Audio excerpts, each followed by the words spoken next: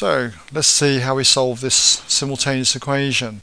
First of all, hopefully you write down the equations. Y equals x minus 2, and the other one is y squared plus x squared equals 10. Now, when you're dealing with simultaneous equations, it's always a good habit to number them. So I'm going to call the first one 1 and the second one number 2. And because these equations haven't got the same pattern structure, what I'm going to do is use the method of substitution. So I look for the most simplest equation here, which is clearly number 1.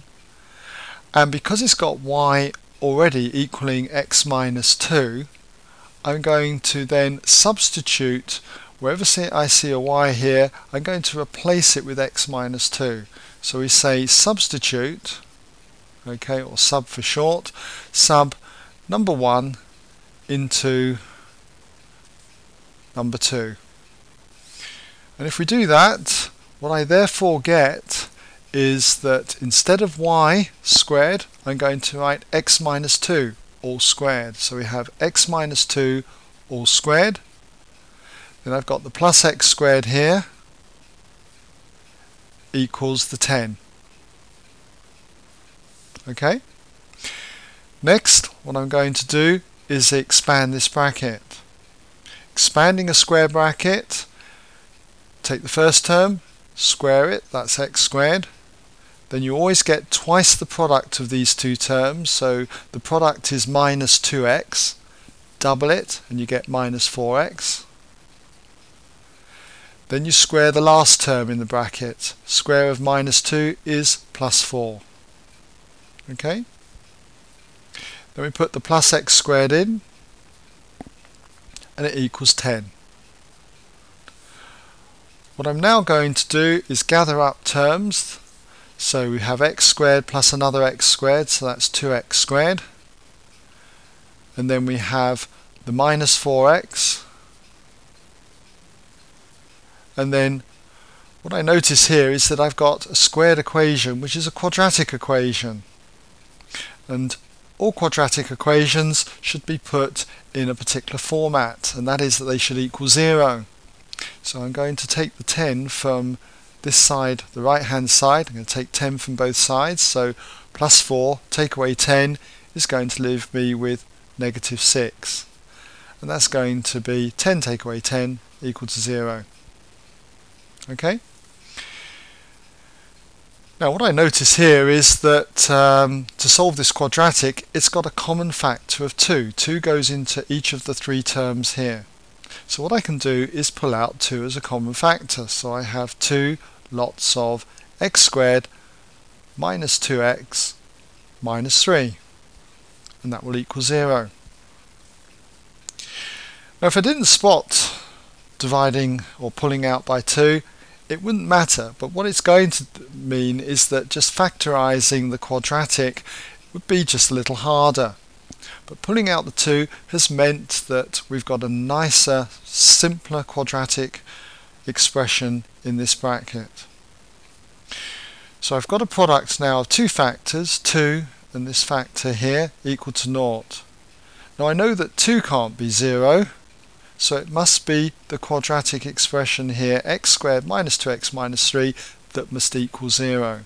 So therefore x squared minus 2x minus 3 must equal 0. And to solve this then, all I would do is try and factorise it, which would be a couple of brackets, equals 0. X and x would go at the front, so that when that's multiplied out it would give me x squared.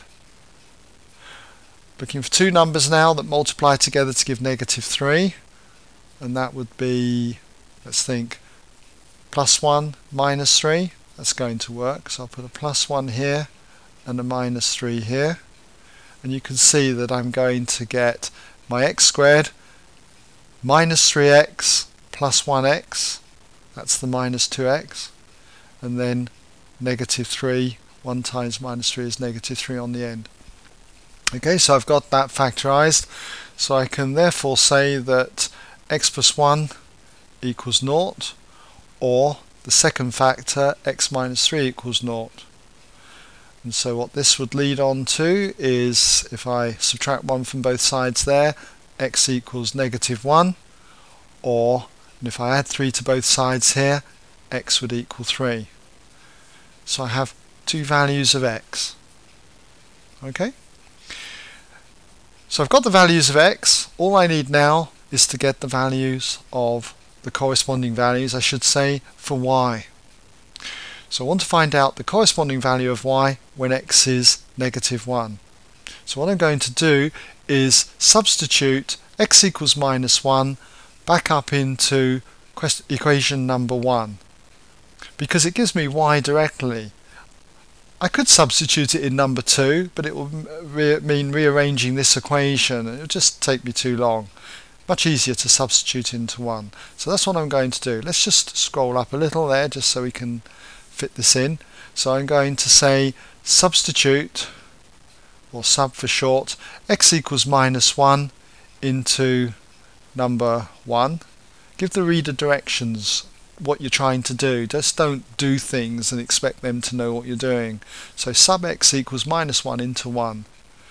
So therefore what we get is y equals the x value subtract 2, so the x is negative 1, then minus another 2.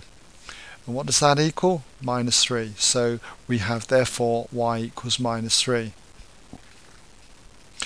I'm also going to look at substituting x equals 3 also back into number 1 up here.